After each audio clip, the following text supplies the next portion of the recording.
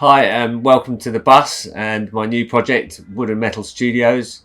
We've started making some content, and our first set of videos is all about our dining room table and how we're turning it from a bent up slab to a beautiful, lovely flat level surface. Hope you enjoy. What would you like, Connor? Look. There's a crack, isn't there? Yeah, there's a crack. Something crack it. Oh, there's a big hole. I need to fix it. So this is a lovely piece of ash that I've had. It's actually been sitting here now for over 2 years. July 2022, it came in. And it's been doing its thing for the last couple of years, and today's the day where we plane it. So we're going to take this big bow out of it, this big cup, and take it down to flatness. So it's lucky it was cut with a good thickness.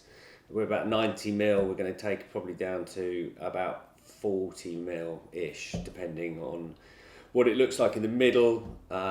We've got to take a lot off these two ends here, and make it flat, so we can have a nice lovely dining table.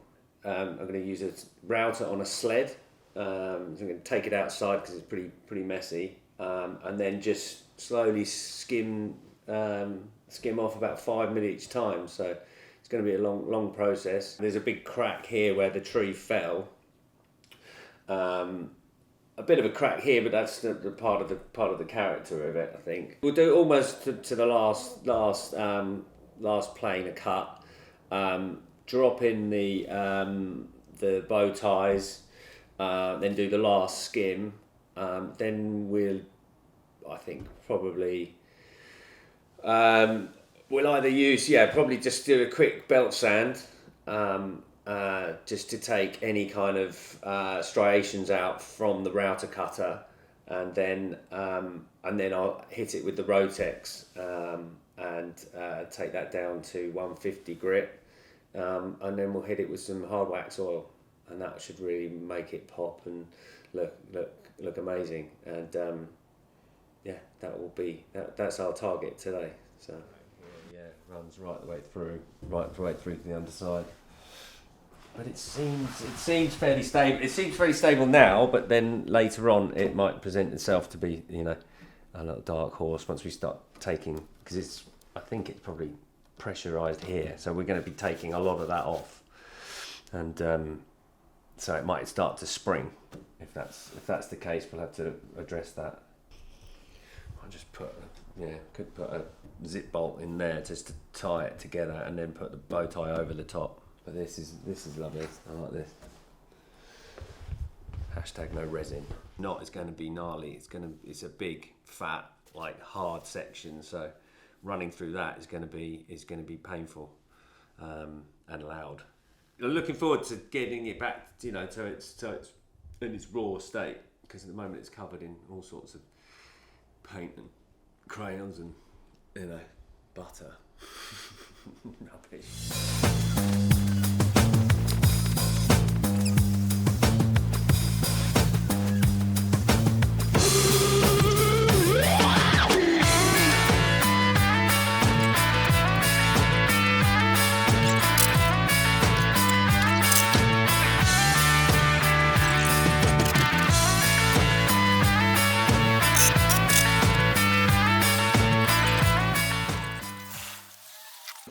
So here I am just leveling up the slab using a laser level, and then a few wedges and packers just to get both the slab where I want it and the runners where I need them, in order to get the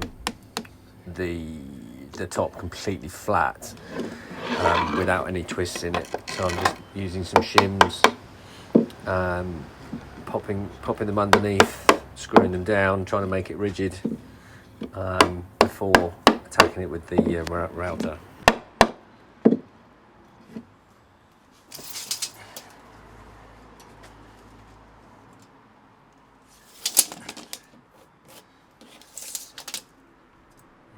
40 mil. That, so we've got to take 40 mil. So that's eight passes.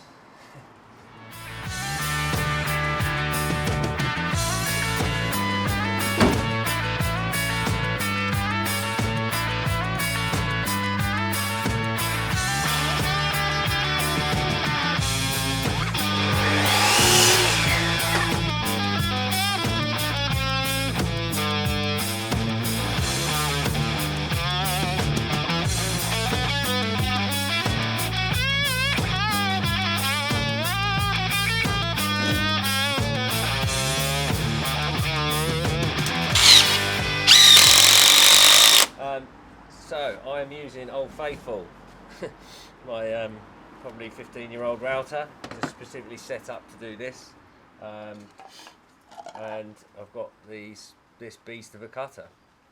It's got four 12mm interchangeable blades on it, so I can do a section of it. This is still sharp from the last time, so I'm just going to do the first few passes until we get right down to the meat of it. Then I'll switch it up. Change it around 90 degrees and go again. This is nice and powerful for this job, and I've got to make sure it really gets tightened up, because last time it was starting to drift a little bit, come out. So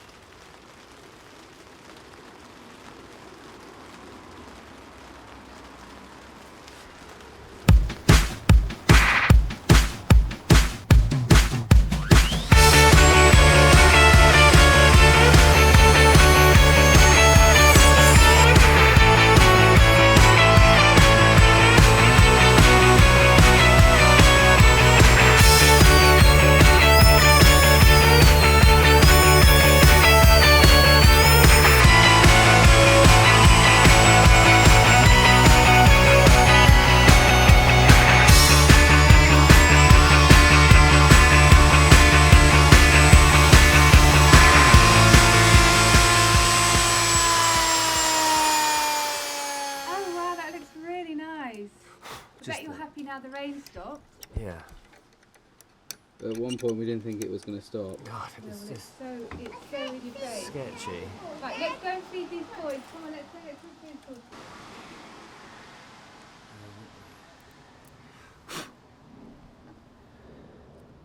It's gone for entirely new blades, I think. These knots are going to be serious.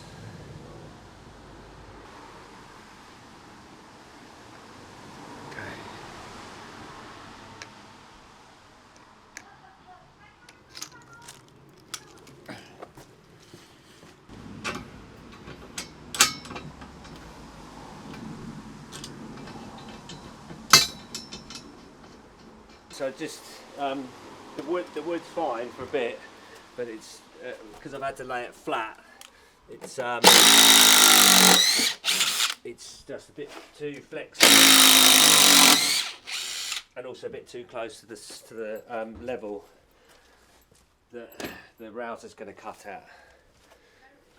So I'm going to use these and replace them with some scaffold poles, because they're nice and they're actually it's smoother to move, and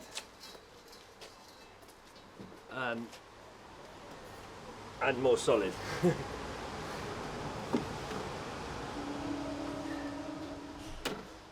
we'll just put a couple of screws either side to keep them.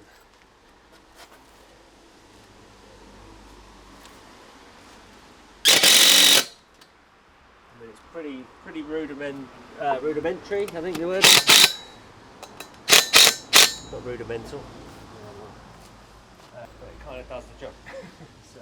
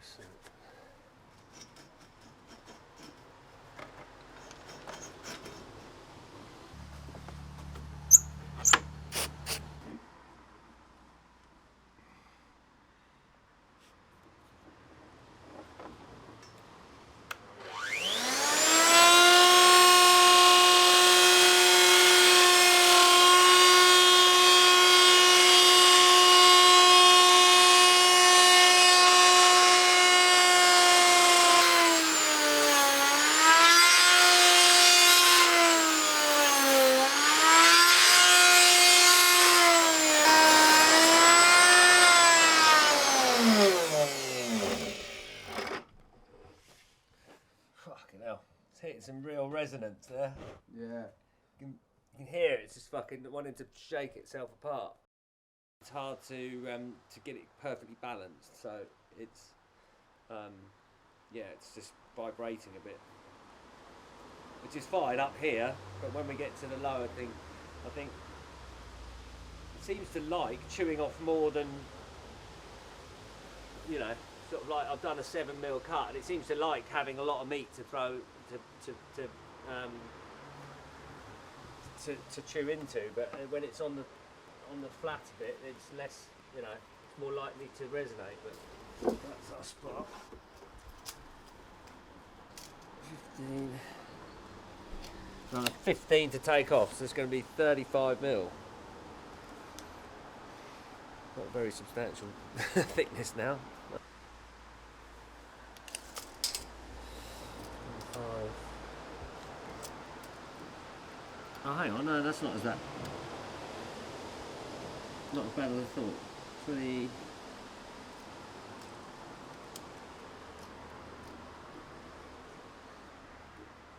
2 to 30. We might nearly get it actually on the next pass. Sorry, that's going to be more like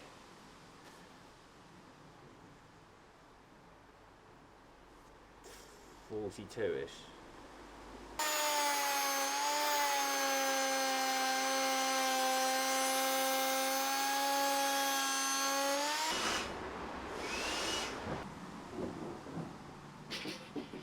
At the moment, we've got the top skimmed as much as we want before definitely setting in the bow ties up the side. I've got a nice bit of like almost like quilted, looks like quilted, ash from the same tree. That's going to look pretty funky going the opposite way. We're now going to flip it and take them some meat out the back, and hopefully it'll be much more liftable as it was this morning.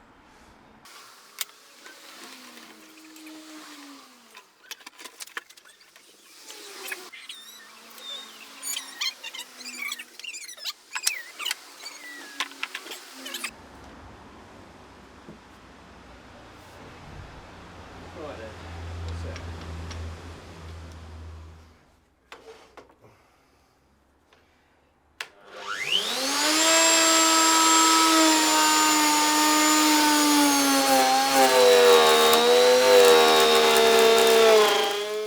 I hope you enjoyed part one. That's the slab roughed out, and part two we're going into the details of how we do the bow ties to tie that crack into the main slab. Hope you enjoy.